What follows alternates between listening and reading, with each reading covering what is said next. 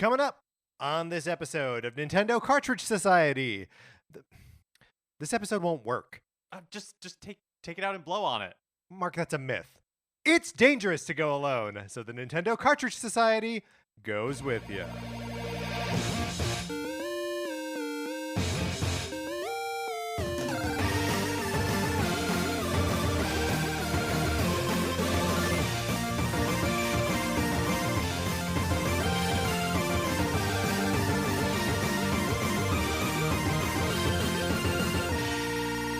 Welcome to Nintendo Cartridge Society. My name is Patrick Ellers, and I am joined, as I am always joined, by my co-host, Mark Mitchell. Mark, how's it going? It's going so good. Patrick, have you been watching the latest season of Great British Baking Show, Great British Bake Off?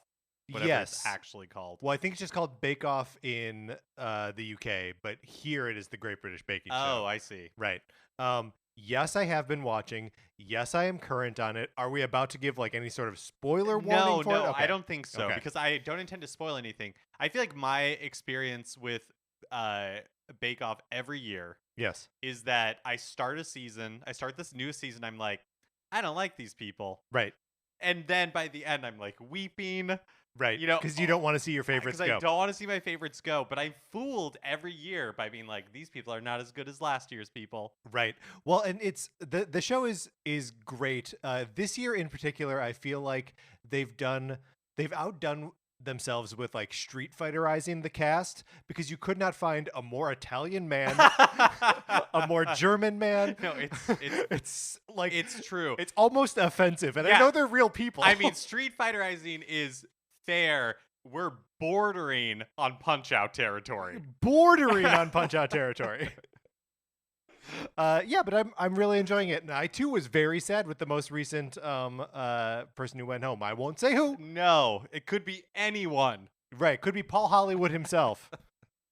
Speaking of things that we would like to kick off of shows, the Sonic Forces borrowing program. I don't mean that at all. Would you like to borrow my copy of Sonic Forces for the Nintendo Switch? You certainly can. If you would like to try, you can email us at nintendocartridgesociety@gmail.com and give us a mailing address where we can send you my copy of Sonic Forces for you to play for as long as you want, or not play for as long as you want. There may be a copy of Untitled Goose Game in there, but that's because the goose is mischievous. I was going to say mysterious. It's not. The goose is very opaque. You know what the goose wants. It's to mess up your stuff. Anyway, same rules apply for the goose. Patrick, I'm really curious, because I love getting these these little updates from you. Yes. How one of them has returned to me. One of them has returned to you. Yes. Do we continue to get people putting themselves in the queue? We do. It is mostly people who are writing into us for other reasons and saying, hey, also throw me on that Sonic Forces list. Totally. Which is dangerous, because when I go back to check it, I am usually looking for subject lines that are Sonic Forces. Oh, hi. So I'm not saying if I haven't reached out to you yet to email me a second time. That would be a failure of the program, and we know that that's not possible. The program possible. is perfect. If you do want to do that, that's probably okay. Another thing you can do is you can leave us a 5-star review on Apple Podcasts or wherever you get your podcasts. We say it every episode, but truly mean it. We appreciate it so much when people leave us reviews. Genuinely, we just really enjoy interacting with you guys. However you want to interact with us, and leaving us a 5-star review is a way to interact with us. It sure is, Yeah. because we see it and we read it, and it warms our hearts. Mm-hmm. And then we give you a shout out on the show. If you interact with the podcast any other way, like faving us on a different podcatcher, or giving us, 10 Charlie horses or whatever, however the rating system is. Right, yeah. Or, you get up at church, Right. and, Do whatever you do at church to promote podcasts. Let us know, and we'll give you a shout out on the show. Hit us up on Twitter or emailing us. You know how to do that. Mark, I'm afraid we've got a little bit of a debug, and this one's embarrassing. Embarrassing for a lot of people, not just us, and that's an Yes. important point. Yes. So my good friend Pete, who listens to the show, texted me to say, hey, we are in fact 4.5 years into the Switch's life cycle and not 5.5 years. Mark, do you want to give us the context for why we were wrong on this one?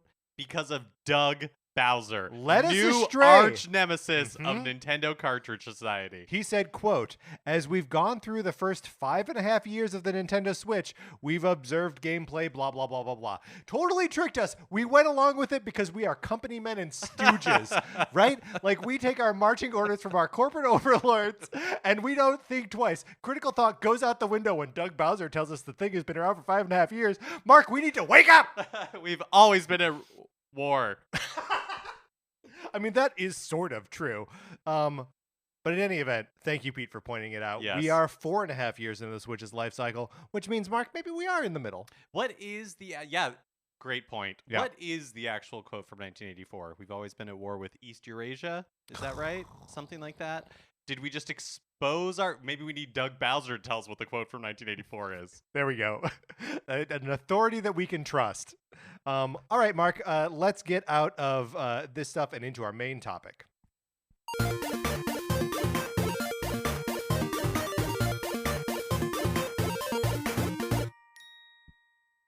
Now, we got an email a couple weeks ago from, or it was a tweet, I forget exactly how this came to us, from a listener, Anthony, who suggested that we discuss how Nintendo cartridges have changed over time, which then, of course, reminded us that, every couple of years we have to renew our Cartridge Society certification with the city.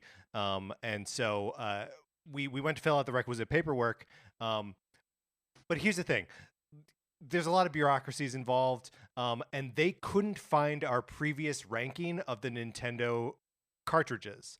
And so in order to resubmit our certification for 2022, which is, of course, due at the end of November, we have to generate a new list. That's right. Now, we don't know what happened to our old list. No. And this is before we had like a solid filing system on our end. I was trusting the city to keep these records. It was pre-podcast for sure. Yeah, it was definitely pre-podcast. But so now we are tasked with making this ranking. And then, cutting a check for like $50, which, is like, it's fine. It's a little annoying. It's worth it. I'm glad that it provides the protections to the other cartridge societies, not going to be taken advantage of by people, looking to make a buck. But Mark, we have got now a list of all of the cartridges, discs, and carts. And these we're going to get into the terminology here because I find it upsetting. Yeah, I'm like rocking back and forth and shaking a little bit because there's a lot to take in here. There's a lot to take in here. I think principally among them is that, well, we are a Nintendo Cartridge Society, and that is what we will always be. Nintendo does not officially call any of their products cartridges. Right. They have specific nomenclature for each one, and cartridge appears nowhere on this list. Yeah. Nowhere. I'm shook. So brace yourself. The NES cartridge is actually called an NES game pack. The Game Boy game cartridge is actually called a game pack as well. Anything that you think is a cartridge is in fact a game pack. That's right. The Super Nintendo, the Virtual Boy, the Nintendo 64, the Game Boy Color, and the Game Boy Advance. All game packs. Yes. That leaves then the GameCube, the Wii, and the Wii U with game discs. Again, that is a specific nomenclature. They're not CDs. They're not optical discs. They are all game discs. And then the DS/DSi and 3DS and Nintendo Switch are all game cards. Card, C-A-R-D. Yeah. So it's not even like the word cart or cartridge almost appears anywhere here.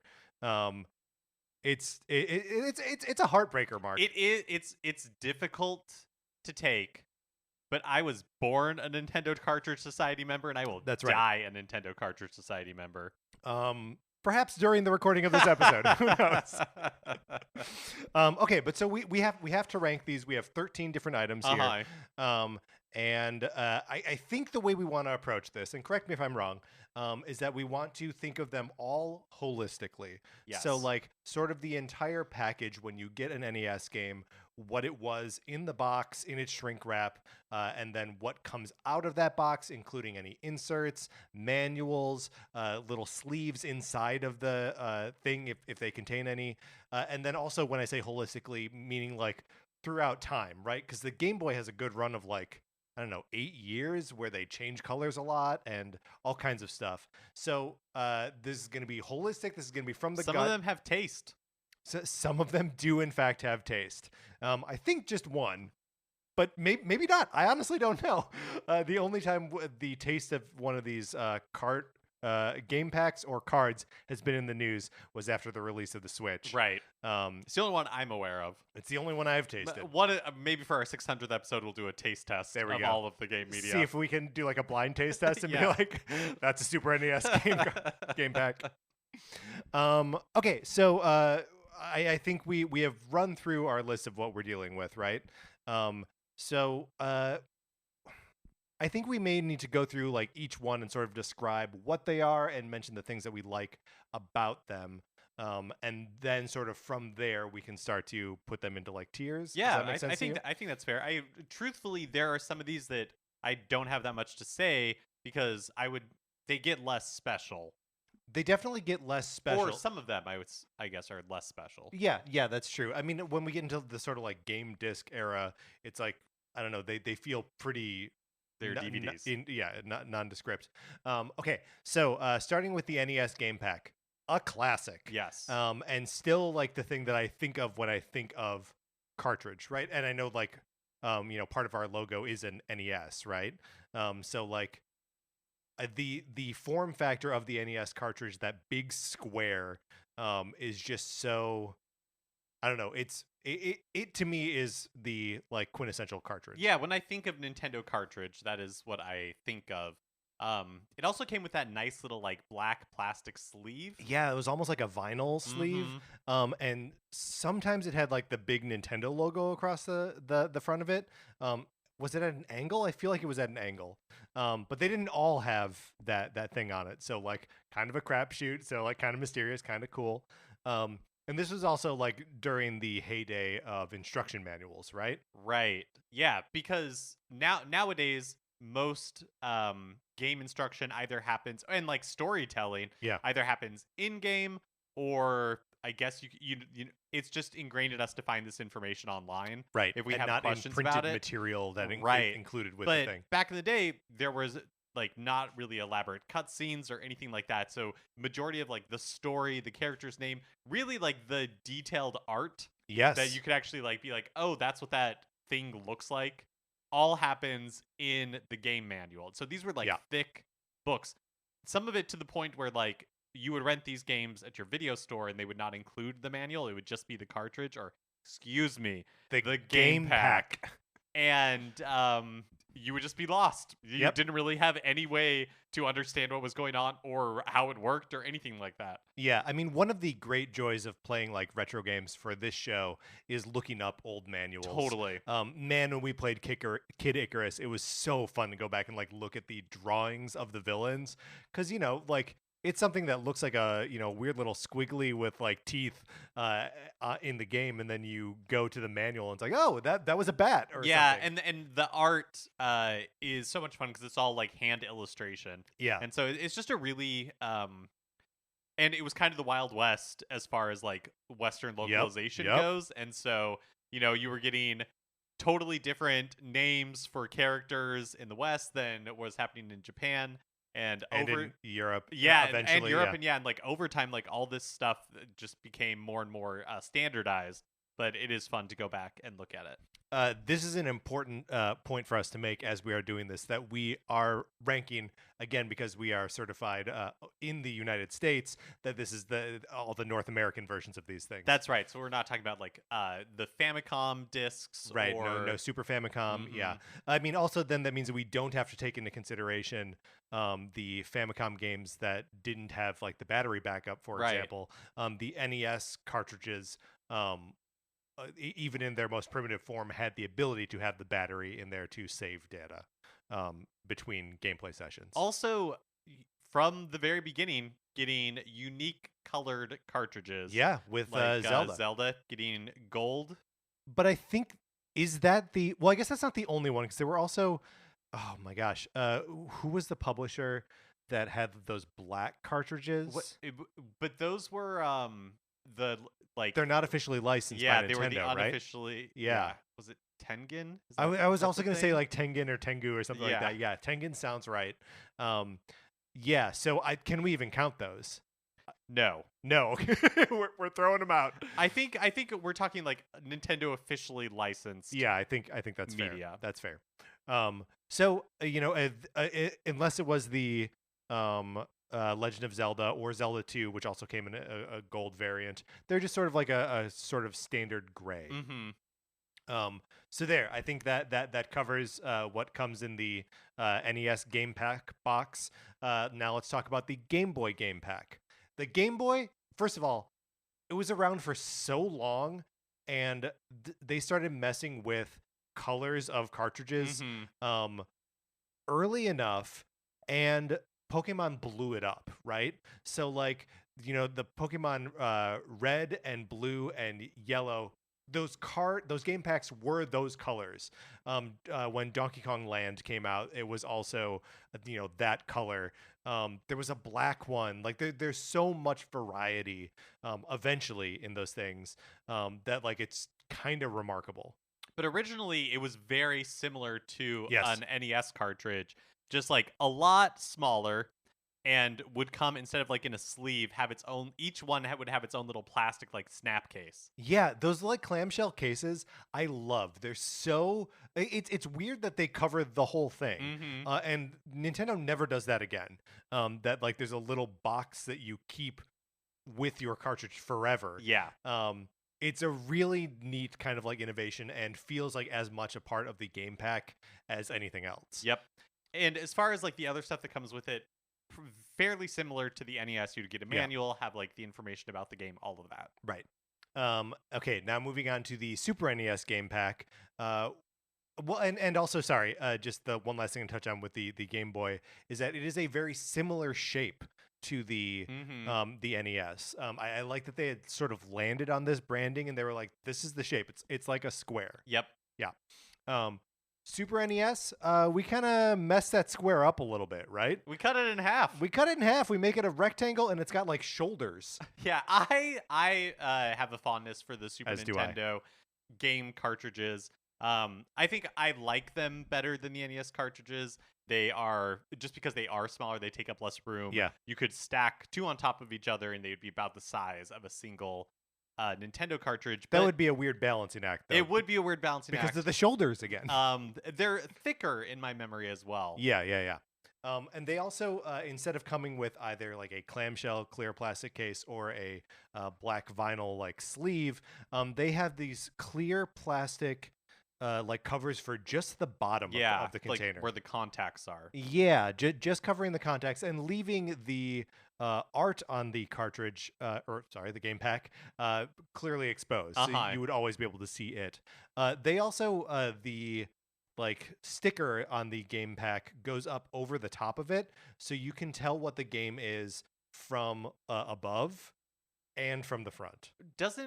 Isn't that also true of a Nintendo? I think it's also NES true cartridge? of the NES cartridge, yeah. So one thing we did not of Game Boy though. No, that is correct. Game Boy has like a little divot for your thumb so you can like pull it out of the machine. That's thoughtful. a good design. That's a good thoughtful. design. Yeah. One point about the NES, especially in the US and early, is that it is not a top loading system, it's a front loading system, right, to mimic that of like a VCR. Yes. And I don't think it's a fault of the game packs, but that because of the way like the contacts would line up, it would sometimes be difficult to, or your like game wouldn't read correctly. So you get like an error, not really an error, just a flashing like white screen, or like the game would load, but it would be messed up, like pixelated, or like wouldn't play correctly. Yeah, and it's weird how much of that is just we're at the mercy of a spring wearing out. So like you could stack another NES game pack on top of it to make sure it was like jammed down far enough, but it feels weird to subject your game packs to that kind of abuse. Eventually they would release a redesigned like smaller Nintendo Entertainment System that was top loading with the same size cartridges. I never owned one of those. We always just had the big front loading one. Yeah, we did have a top loader for a little bit. They didn't come out until it was late, right? Like the 90s at some point. But the game pack sticking out of that seemed outrageous. Yeah. It's so tall. It's just too tall. All right, should we catch back up to the Super NES? Yes. Okay. Do we have anything else to say about the Super NES game pack? Yeah, I don't think so. It also has like a distinct pattern on it. Yeah, like little ridges that run down the side and like thick. I said little, but it's like 3 little lines. That's kind of the whole story of like the Super Nintendo game pack. It's a thick boy. It is a thick boy, yeah. And we'll get to another thick boy in a second, but before we do that, we're going to talk about the Virtual Boy game packs. Now, look, is this only a 22 game library? Absolutely. Are we still going to consider it in our ranking? Yes. Yeah, for sure. And is it going to be at the bottom? I don't think so. I don't know. No, I would be shocked if it is. So, I only have a fleeting experience with physical Virtual Boy game packs, but my memory is that they are very similar to Game Boy game packs, just like more svelte. They are a little more svelte. They're a little more rounded. They're also bigger. Like they just take up more space, but they also may be flatter, like thinner. Yeah, It's almost like a wafer-like. cracker. Yes, yes. Mark and I are both doing this thing with our fingers right now. We're like trying to communicate how thin it is. They also come with, so they have 2 points of contact that have, like different pins on them, but it's like very distinctly 2 different things that it like goes into the machine. And there's one like very small, and it's like protruding contacts, right? So instead of contacts like on the inside of the cart, they actually like come it's like out. weird. Yeah, it's super weird. But every game pack does come with a little like black piece of plastic that like slides in over it. It is easily lost, more easily lost than any of the rest of the accessories that came with the 3 previous packs. So most of them don't exist anymore. And that's really all I can think to say. There was sort of a uniform aesthetic, and this is kind of true of a lot of these packs at launch, that they look very similar in their initial release, and then as the libraries grew, they started to look different, both in the box and just like and the graphics that appeared on them.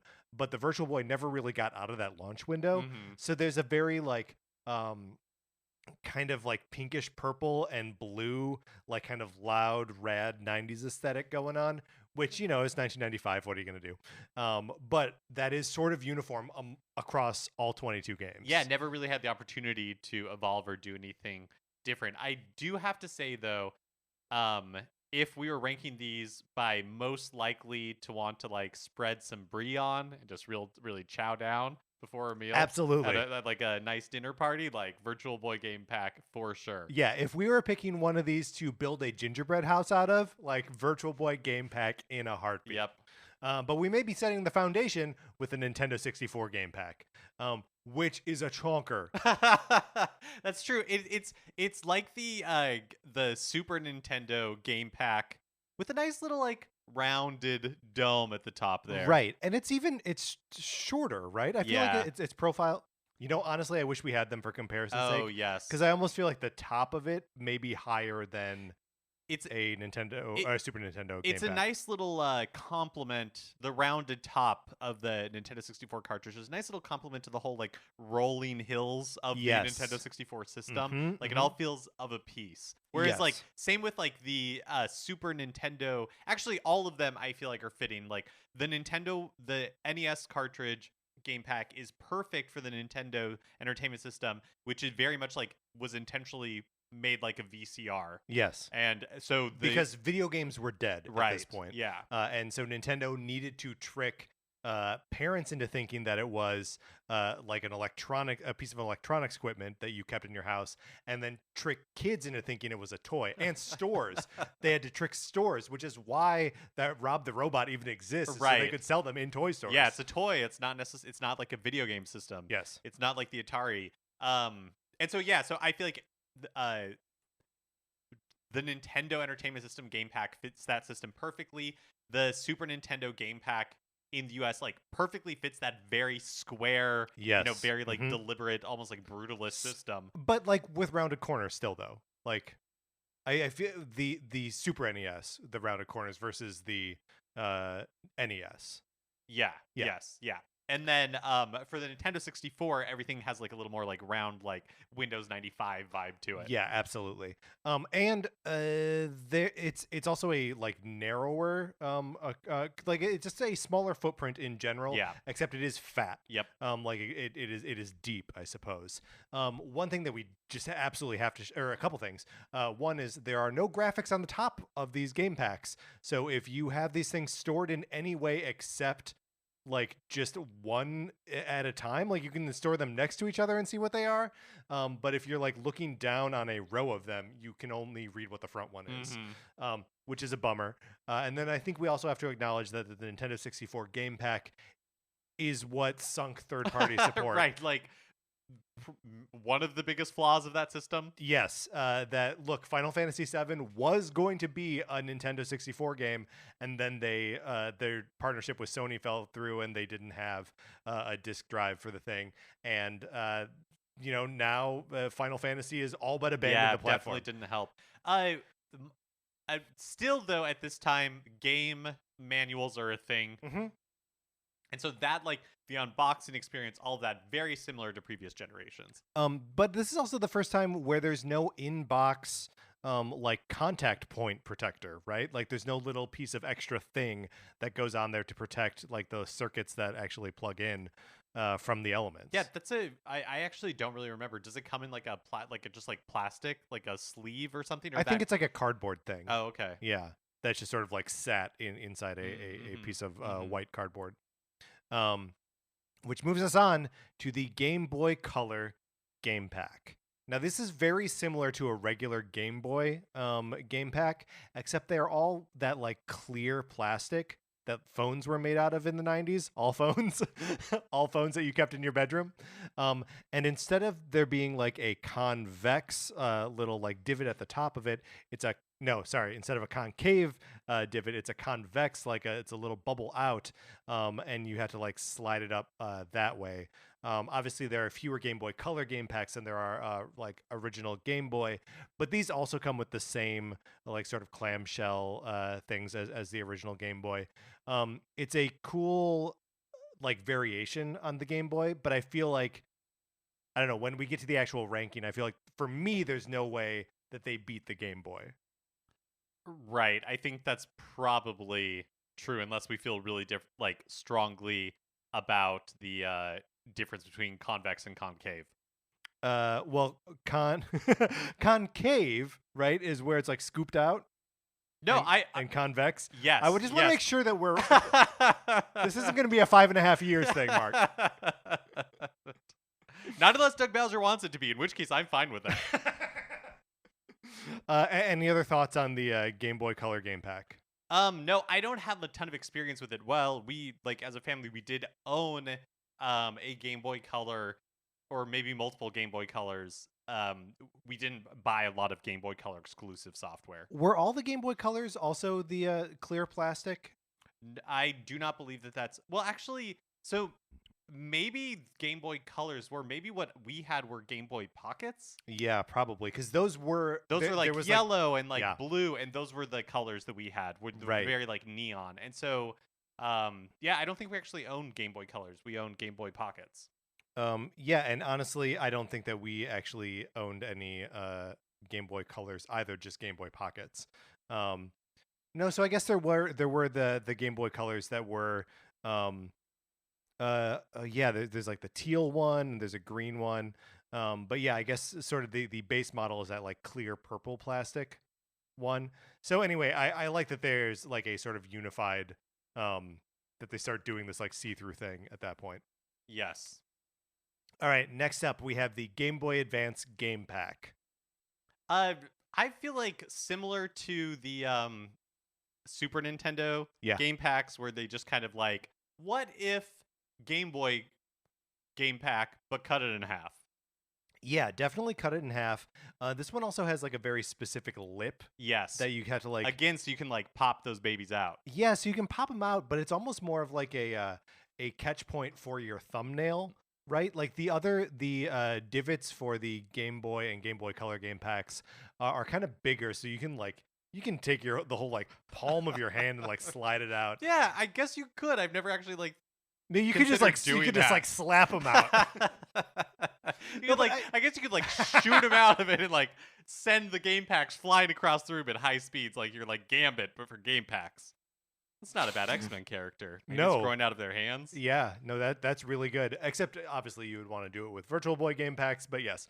No, I just feel like there's something more accessible about the Game Boy version of it that like it doesn't require as much like finesse or accuracy. And I'm not saying that you need to be like a surgeon to get a GBA pack out, but I do think it is just a slightly less like kid-friendly design. Yeah, I totally respect that opinion. I've never actually considered it. Like Mark, I am asking you to consider it.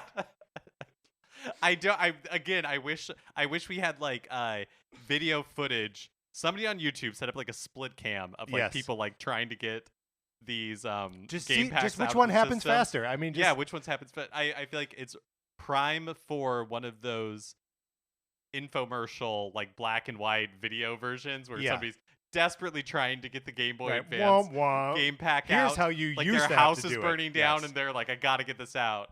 They can't. I mean, Mark, just picture in your mind 2 monkeys.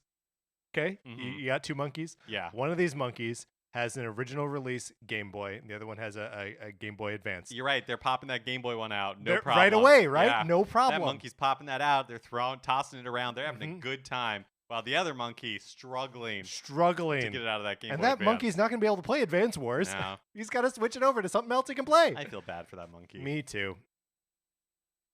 Next up is the Game Boy Advance also no like little plastic protector thing, right?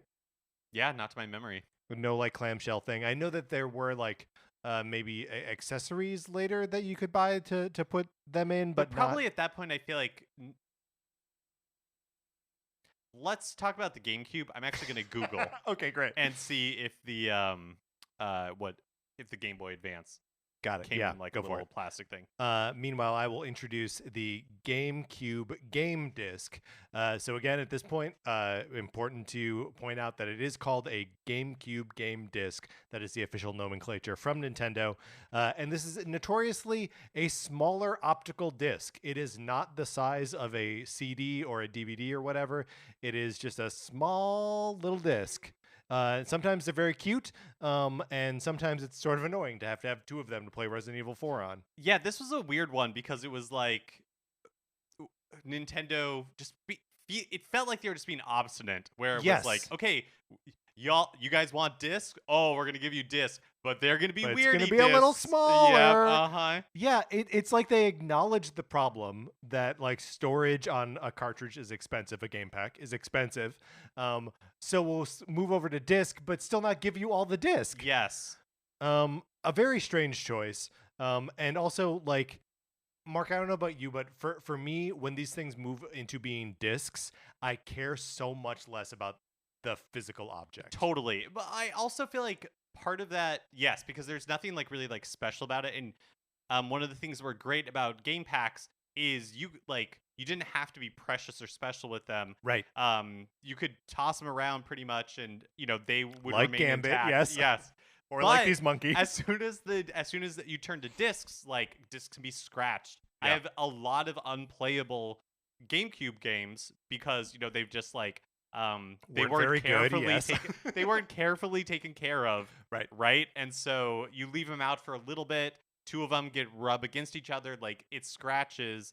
The copy at my parents' house of Super Smash Bros. Melee is basically unplayable at this point because it has just been like worn in a way that disc rot is a problem with discs that I feel like game packs do not necessarily share that same.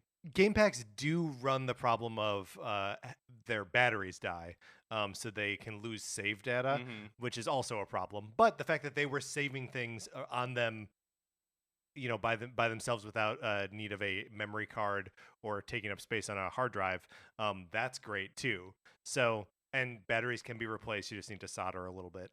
Going back to the Game Boy Advance game pack, I watched an unboxing of a new unopened copy of Phil of the Future for Game Boy Advance, and it's just the game pack is just in a little plastic like bag essentially. Okay, so it is truly just loose in there. Yeah. With like some peanuts or something. Well, like the inside of the box is thoughtful in that there is Yes. like a place for the cartridge for the game cart pack to go. Right. But yeah, it doesn't have anything special that you could like retain. I think it's probably at some point they realized that these like really nice plastic cases that we're making for each of these Right. games are just getting lost or thrown away. It's just a lot of plastic. Like it's a Yeah, cost And that we don't need to like. and if people want to buy them, they can buy them from right. us. So the GameCube, there is something novel about the game disc being smaller. Yeah. But I don't know. I don't really have a lot of affection for it. It's did Nintendo ever split games over 2 discs or? I don't think Nintendo did, but like Resident Evil 4 was a 2-disc game. Yeah, for sure. Yeah, it's and this is that wild that like Wind Waker fits on 1 disc? I feel like Nintendo's always been good at that's their true, games are not that big compared to the like third parties. But I don't know. I also feel like around the GameCube eras was when we started getting less robust manuals. Totally. And when we start getting just like it's like a single fold card that has like the character's moveset on it. Like I know we're not at the Wii just yet, but I remember the one that came with Mario Galaxy. It is literally just a single page, printed on either side with like a 1 fold. Yeah, the Wii era, it really kicked in that they're just like, we don't really do manuals anymore. Right. One thing I do like about the GameCube game disc is they kept up occasionally, like they printed the Wind Waker one in all like gold on the front. Yeah, but I mean, all that is just printing a color on the disc. Yeah, right? and it like, definitely feels less special. Yeah. And I feel like that's the problem with the discs in general. They just feel less special. Yeah, I totally agree. Which means we're kind of moving into just a less special era overall. It's before coming over here, I was thinking about how if we were a PlayStation podcast, this wouldn't be a topic available to us. Right. Because it'd be like, which disc do you like better? And just like the answer is always the most recent one. Like that's the best one. Okay, let's move on to the Nintendo DS game card / DSi enhanced game card / DSi exclusive game card. Mark, we looked it up, did a little research to get to the bottom of what's different between all these things. Can you walk us through it? Sure. So the answer is not a whole lot. Not a whole lot. The Nintendo DS game card is similar to an SD card. Is probably like the best, and not like mini SD cards, which are very common today, but just like the OG SD card is what a DS game card is very similar to. And then when the Nintendo DSi came out, there were 2 different types of like games that were specifically made with the Nintendo DSi in mind. I love this, yes. So the DSi enhanced cards could still play on a Nintendo DS, but it was kind of like the Game Boy Color. They had Nintendo DSi specific features that weren't available on a regular DS. And then there were a handful of DSi exclusive games. And as far as we can tell, the game cards are functionally the same. The difference is that the exclusive ones are white. Yeah, that the actual game card itself is white. And there are only 6 ever games released for DSi exclusive. I'm just going to run through these because I think this is fun. Face Training, facial exercises to strengthen and relax from Fumiko Inudo, which was only released in Europe. It's the only one of these games that was published by Nintendo. Developed by Intelligent Systems. What? Whoa. This is a whole like corner of Nintendo I'm like just wholly unfamiliar with. Photo Showdown, that's FOTO Showdown, which was released in Japan and North America. Ghostwire, Link to the Paranormal, which was unreleased everywhere. Hidden Photo, which only came out in Europe. Picture Perfect Hair Salon, which came out everywhere but Japan, and System Flaw, which only came out in North America. Man, if you're a big DSi head, Europe is the place to be. Yeah, it seems that way. They had 3 games. North America also had 3 games. They're just not the same 3 games. It's just a strange, man. What a weird Yeah. What a weird library. Japan starved for DSi games. They only had Photo Showdown. And Australia only had Picture Perfect Hair Salon. If you're going to get one, though, Picture Perfect Hair Salon sounds like the one to get. Right, then you get some good hair. How do you feel about Nintendo DS game cards? I have fondness for them because I really enjoy the Nintendo DS library. Yeah. And that's like the only way to experience them is on those game cards. Yeah, we're definitely getting to the point, and this was for sure a problem with all of the portable systems. But when you get to the DS, it becomes a big problem where it's like, you got to figure out a way to store these. Whether it is keeping the original boxes, which is what I did, like they were all in the original boxes, or you're buying some third party, like, Mad Catz sleeve that you can put them in. Like, these were very easy to get lost.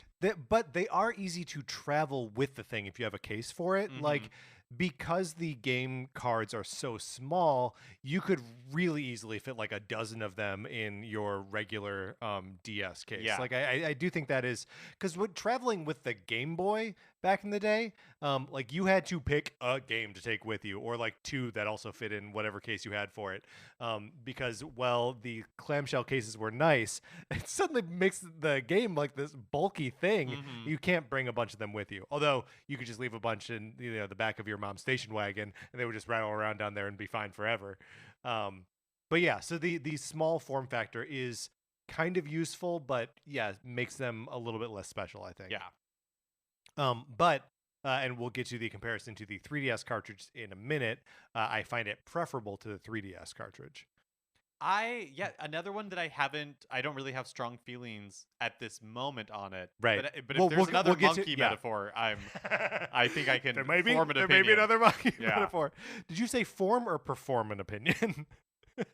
I mean, well, could be true. Okay.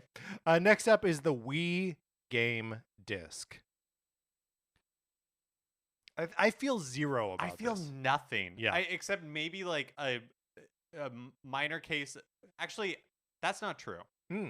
I do think that there was an element coming from the Nintendo GameCube that when it was a regular size disc, yes, it just kind of felt like there was a little bit of like finally in it. Yeah. You know, where it's just like, okay, like we're not doing anything too goofy with the medium. Like it's just a disc.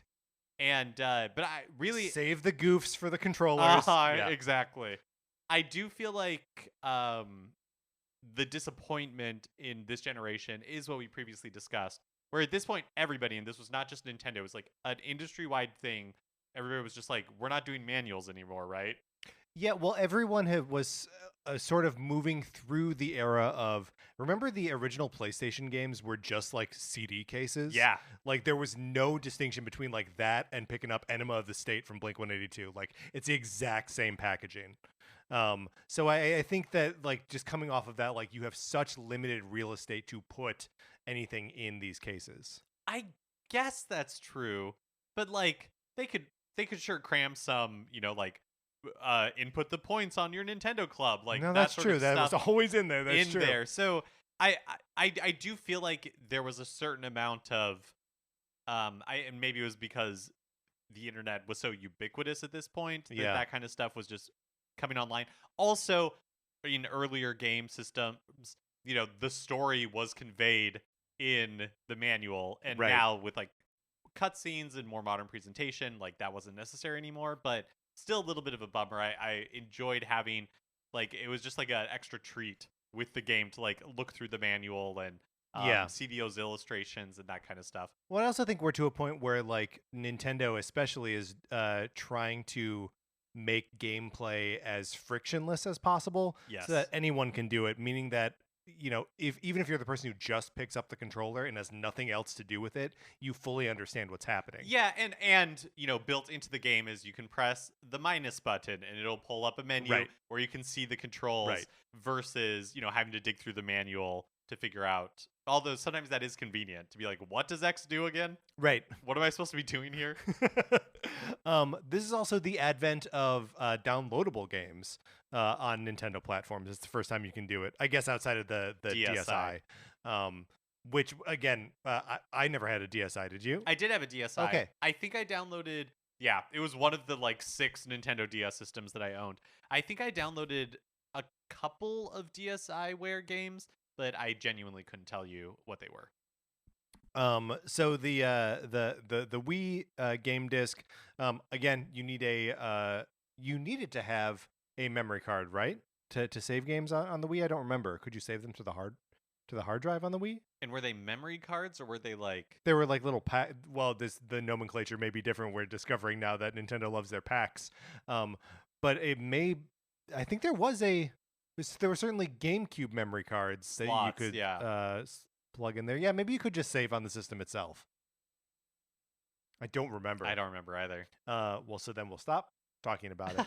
Oh, one thing I do like about the Wii game disc is the Wii game disc slot and the fact that it would glow blue.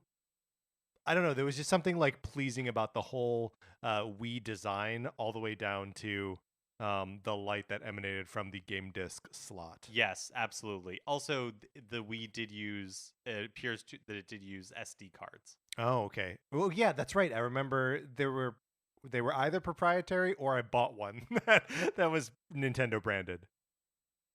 Okay. That's the Wii U game disc. Mark, we are now moving on to the Nintendo 3DS game card. Okay.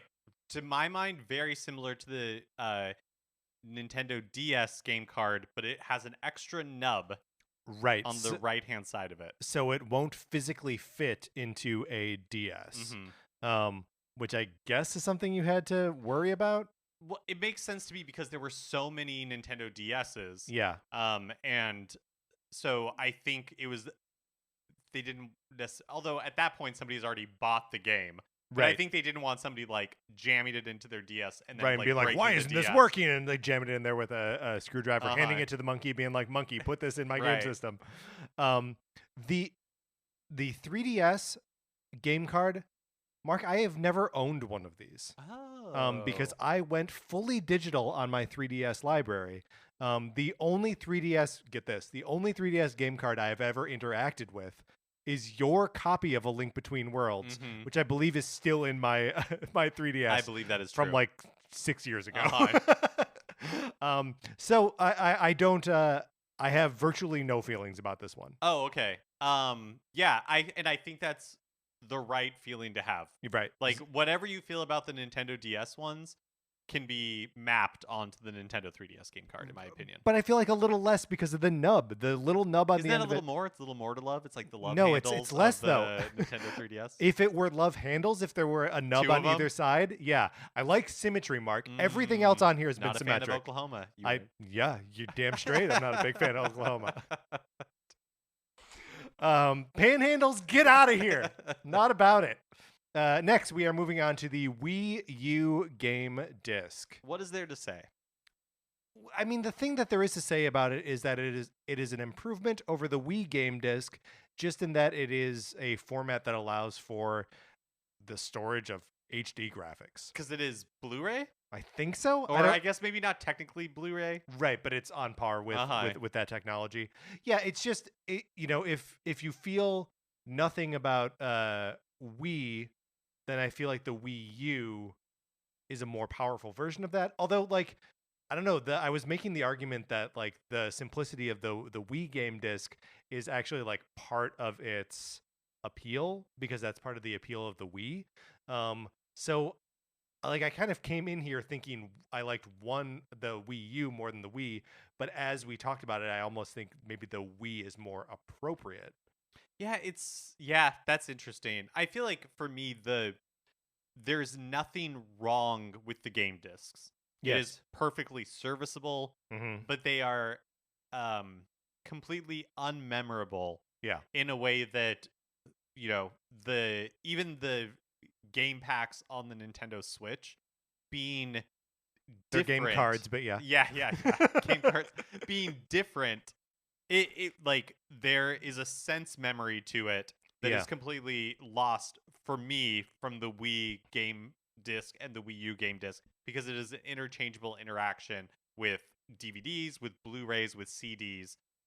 With PlayStation 3 games, with Xbox One games. Like they're all they're all identical. Moving on, there was also something about the Wii U game discs. Most of them had these sort of like very like blue and white Wii U branding, which is only something if you actually own the system. So me and four other people know this. That graphic design made it onto every single disc. Just so you were aware what you were playing. Oh, that is a good point for the Wii, like the game boxes. They were mostly white, very much matching like the sleek, Right. kind of like aping Apple Yeah. design around that time. And matching the Wii itself. Totally. With the exception of certain games, like including New Super Mario Brothers, which is one of the top selling games on the system. Right, and it was red. Right. And like Mario Red, which was very cool. My memory is that I like Nintendo DS boxes were almost universally just like white, similar to like I think you're right. what Wii boxes end up being. I don't have a memory of owning a Nintendo DS box that was like super different, other than in the way that like the new Super Mario Brothers one is very distinct on the Wii. For New Super Mario Brothers Wii. Yeah. I mean, it is fascinating that during the DS and Wii era, Nintendo had narrowed in on this like bright apple white sort of design aesthetic. It was very in vogue though, because do you remember like the do you remember like the LG chocolate phones? Oh yeah. And that was also that like polar white. Mm-hmm. So yeah, it was very much like a trendy color. Yeah, and it's just nice that they were able to extend that to the packaging for their games as well. Like I do think that's cool. All right, moving on to the final entry on the list here, the Nintendo Switch game card. Mark, for my money, these are too small.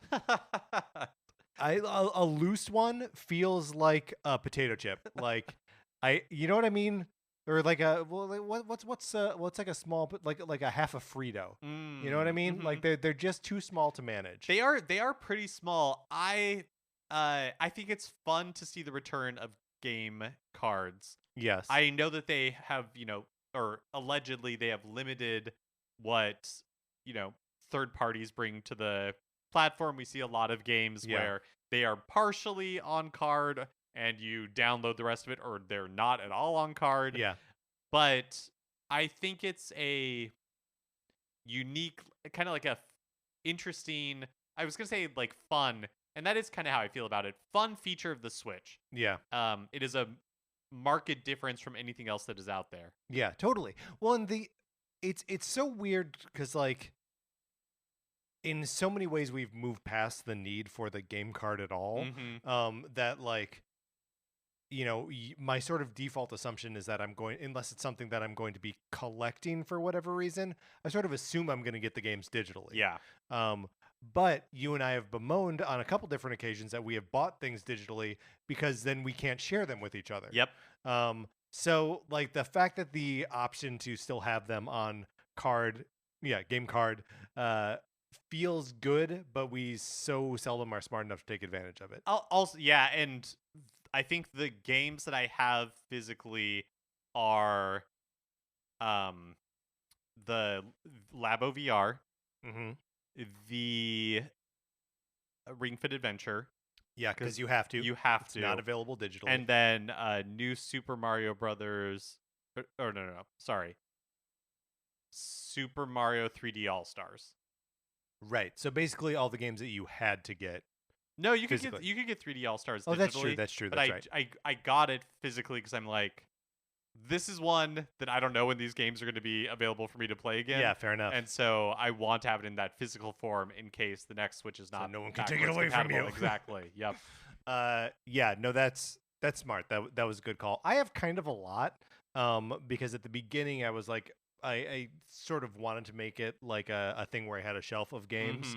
But now I just go digital unless there's something that I know I want to either have the collector's edition of, like Metroid Dread, or we had that listener send us the steelbook case for Skyward Sword. Thanks again for that. So I bought the physical version of that, so I had a game card to put in there. Because it felt weird to just have the, you know what I mean? Just have the physical version or have the digital version and the steelbook case. But yeah, by and large, I don't feel much of a an emotional attachment to the game I don't really cards. either, just because I use them so rarely. I do think it's funny that at this point, Nintendo was like, we should probably make these taste bad. Right, so kids aren't swallowing them. Millions of game cards probably ingested by children.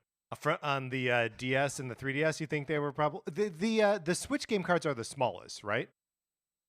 I think they are. I think they're smaller than a DS Okay. or 3DS game card. Yeah, that could be. They feel so small, Mark. They are very small.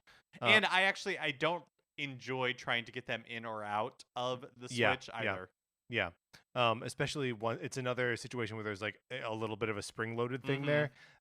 Just like the NES, we're going full circle here. We're at the mercy of a spring inside your machine that might fail. Isn't that what they said at the Switch presentation, the reveal presentation, when they were talking about that the Switch gets one thing from every system? And from the NES, it was like this broken spring loading mechanism.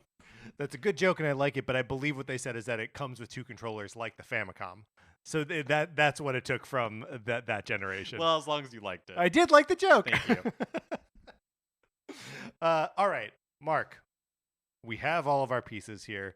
I think we need to start pulling those that we care the least about, which is kind of just all the game cards and game discs, right? Yeah, I guess, that is probably true. Although I will say for me, as much as we were talking smack, the GameCube game disc in its uniqueness will save it from like the purgatory of some of these. Yeah, I think the Wii game disc for me will also fall in that same interesting kind of category for the reasons I set out when we were talking about it. It's so simple, it's so sleek, it's exactly what everyone expects like a piece of media to be, and in that way is very much in line with what the Wii is. Does that make sense?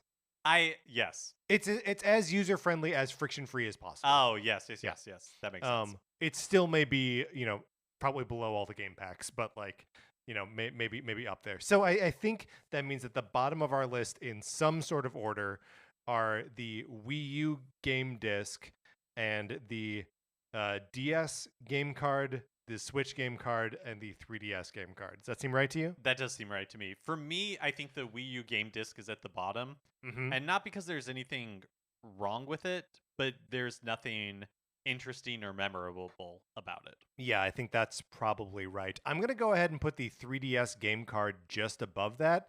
Again, I want symmetry. I don't know what this nub... I mean, I know what the nub is doing. Doing, but I don't care for it. I think that's fair. No real pushback from me. Although, like the Nintendo Switch game card... Well, we can give it bonus points for having a taste. Sure. They coat it with something to make it taste bad. Right, like bitter. Mm-hmm. Okay. So does that mean the Switch game card is next, or the Nintendo DS / DSi Enhanced / DSi exclusive? Here's what's difficult for me is that I have such fond memories of the Nintendo DS library and the Nintendo DS that time. Like I just loved my Nintendo DS and I loved playing games on it. I think it was just such a good system that, and I don't get me wrong, I love the Switch, but it's just been so long that now I have nostalgia for the Nintendo DS, and so for that reason, I'm kind of like ranking it up there. Well, and I think you also have more experience swapping the cards in and out, right? Very true. Yeah. And anytime I swap a card in and out of my Nintendo Switch, I'm a little stressed out about it. Again, they're so small, Mark. It's so small, and I do it so infrequently. It's vanishingly small. Every time I take it out, I assume it's going to disappear into the ether. It's going to evaporate, So in that way, I think the DS is like the perfect size of a game card. Small enough that it's like hyper portable, but big enough that it's not going to disappear into the pores in my hand. Do they even bother to like do anything special with the game cards on the Switch anymore? Like when they're releasing Zelda, no, do they ever make them gold? They don't even They don't even like bother anymore because okay. So yes, I feel comfortable with putting the Switch next and then the Nintendo DS game cards above that. Okay, which means then we have to address the GameCube disc and the Wii game disc. At this point, I am comfortable slotting the Wii game disc next, and then the GameCube game disc at the top of this. and then sort of like seeing if how it holds up to the like top whatever that is 7. I think for me, Yeah. I like the GameCube game disc more than I care about like the Game Boy Color specific game pack. Sure. Okay. But you care less about the Wii game disc than either of those things. Is that correct? I don't know. I feel like the Wii game disc and like the Game Boy Color game pack kind of a wash for me. Sure. Okay. Do you have feelings about one or the other that might like help us push us in a direction? Well, it's tough. I almost want to collapse the Game Boy and the Game Boy Color into a single entry. Okay. I don't know if that's right. Because I mean, it's definitely boosting the chances of the Game Boy Color game pack. absolutely. 'Cause Yeah. I almost think that not to like tip my hand too much, but I think the Game Boy game pack is the one to beat. Like I can see that one running away. I know we both have nostalgia for the NES and the Super NES. And obviously the Virtual Boy, we're gonna spread some jam on it and have a wonderful afternoon. Yum yum yum. But yeah, just the Game Boy is such a like versatile and what it has a lot of endurance. It can take a lot of crap. Yes. That monkey's not gonna break it. Nope. I think it's a good one. Is what I'm driving at. I do think it's a good one. So what do you think? Game Boy Color and Game Boy, are we collapsing them into one, or are we keeping them separate? Because if we are keeping them separate, I think it goes below the Wii game disc for me. I'm okay with that. Okay. Yeah. Okay. So we are sliding in the Game Boy Color game pack into the above the Nintendo DS game card, and then the Wii U game disc above that. See, Or the Wii game disc. Yeah, that feels wrong to me. Like I care more about the Nintendo DS game card than I care about the Game Boy Color game pack. So Yeah. maybe really the only way to resolve this is to put the Game Boy Color game pack with the Game Boy, and just consider it as one entity. Like really, we're just Mhm. considering the Game Boy game pack.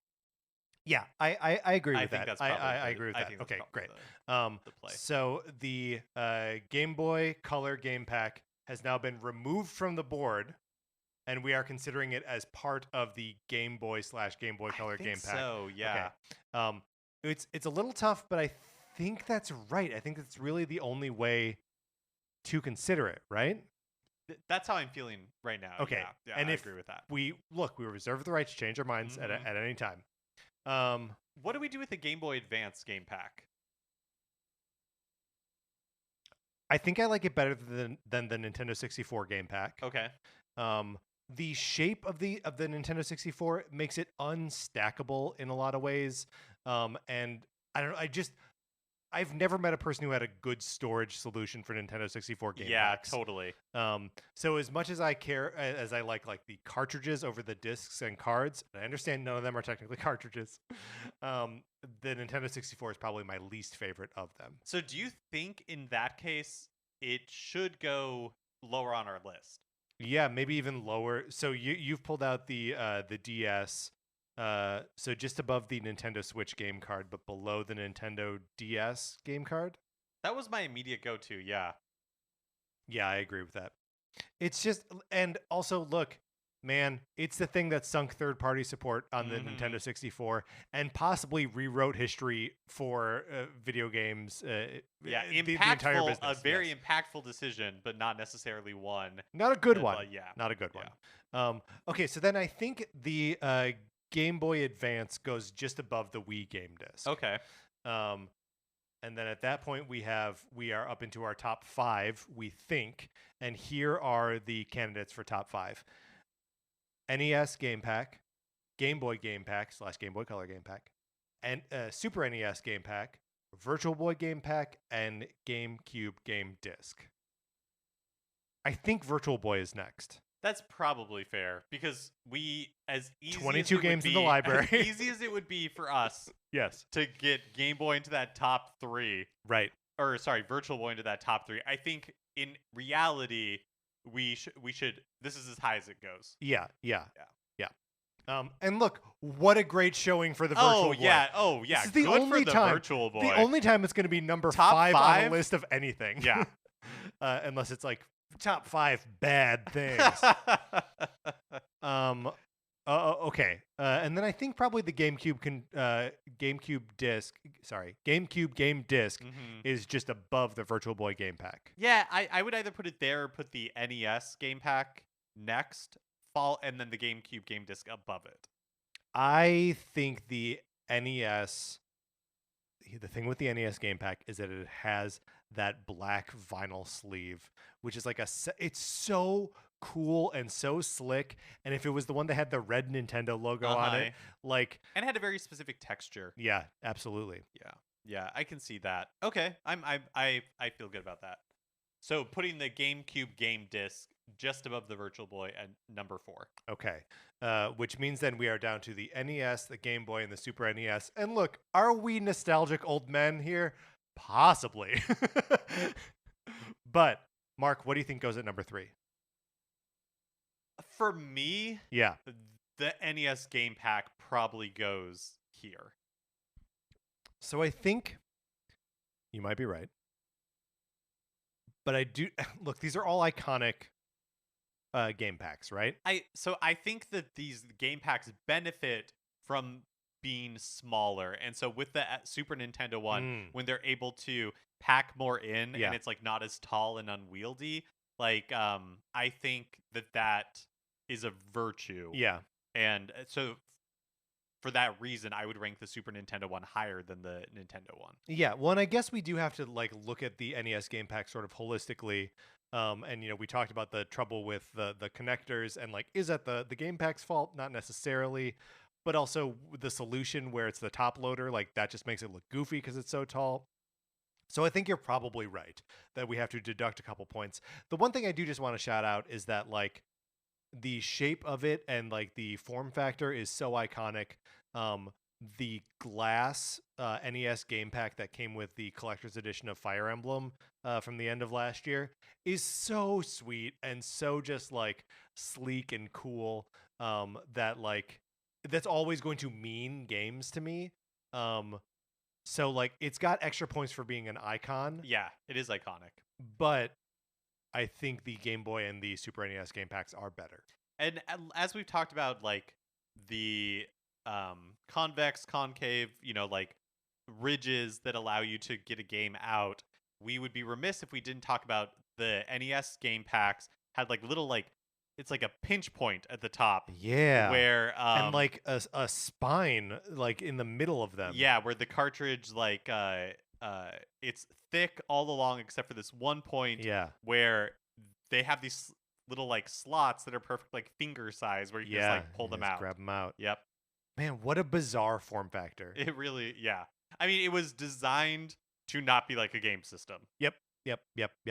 Okay, Mark, that leaves us with the Game Boy game pack / Game Boy Color game pack and the Super NES game pack. We talked about varying colors of game packs on other platforms, but did we really talk about it on the Super NES? No, I don't think so. Because the Link to the Past was never available in a gold cart, right? I don't think so. But like Killer Instinct was in a black cart. Maximum Carnage famously was in a red game pack. I feel like there must have been others, right? Was there a yellow one? All the ones we had, I mean, that was definitely true of the Nintendo 64 era. Yeah. But all the ones that we had were just the standard gray, as far as I can recall. Yeah, I guess that. So all like the Nintendo first party heavy hitters were all just standard gray cartridge. I just Googled yellow SNES and it's just all discolored Super Nintendos. So yeah, I'm not going to find any game cards this way. Meanwhile, the Game Boy obviously goes nuts with color variations. Mm-hmm. Like it's just around for so long that they have to like riff on it forever and ever. What do you think here, Mark? I'm thinking that it's probably the Game Boys to lose. Mm-hmm. And I feel like, but the Super Nintendo game pack, I feel good about like Super Nintendo game pack at number 2. Game Boy / Game Boy Color game pack at number 1. What do you make of the difference between the I'm going to back that play, but I just want to interrogate this for a second about the difference between the Super NES and the Super Famicom, like the slight difference in shape between those two cartridges. Do you have any feelings about it, or I don't. Patrick, do you have any feelings about it? I don't either, but it's almost closer to a Nintendo 64 game pack in that like it doesn't have The Super shoulders. Famicom one. Yes. Yeah. Yeah. And there's something that I really like about the specificness of the Super NES North America shape. Yeah, and I feel like that for me is, maybe it's because it's the one I grew up on, but it's true of the system as well. Like, objectively, I don't know that it's a particularly good looking system. It's a weird looking system. Yes, absolutely. But it's so ingrained in my head in that, and I feel like the cartridge is such a perfect, because the cartridge like goes in the center at the top. Yeah. Like it makes sense that it would all look and feel similar in a way that like the Game Boy game carts like don't reflect the system. Yeah.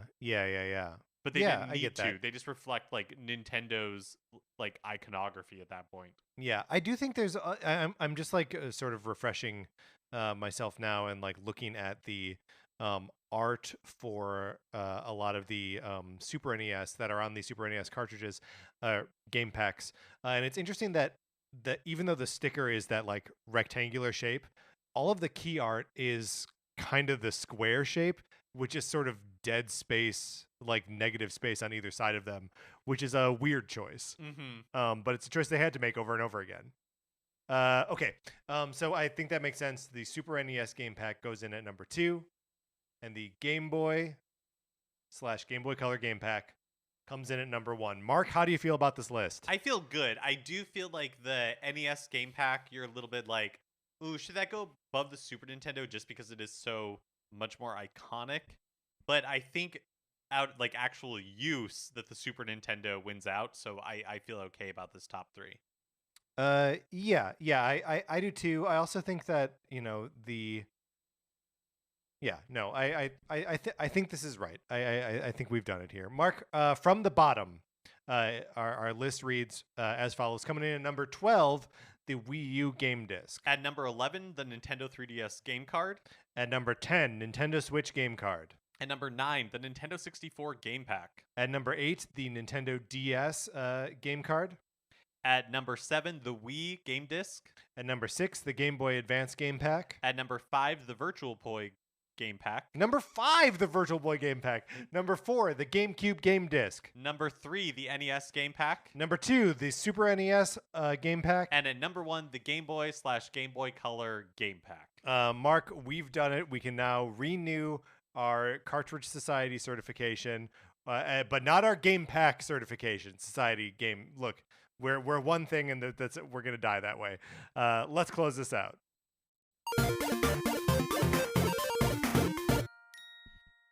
Okay, that is going to do it for this episode of Nintendo Cartridge Society. If you had any thoughts about our ranking here, any features of the game packs, game cards, game discs that we did not bring up, please email us, let us know. Email us Nintendo Cartridge Society at gmail.com or tweet at us. Remember, please rate, review, and follow us on Apple Podcasts. If you like the episode, you can share it on Facebook or Twitter. We appreciate it when you do that. On Twitter, you can follow us. I'm at Patrick_Ellers. Mark is at MKE Mitchell, and the show is at Nin Card Society. You can also tweet at us there with any of your thoughts. We also have a Facebook page, which is just Nintendo Cartridge Society. Olivia Duncan made our logo. Our theme music is provided by 8-Bit Betty. You can get more of his music by going to 8bitbetty.com or by listening right now. For my co-host, Mark Mitchell, this is Patrick Eller saying maybe next time we rank memory cards or something. I don't know. And thanks for listening.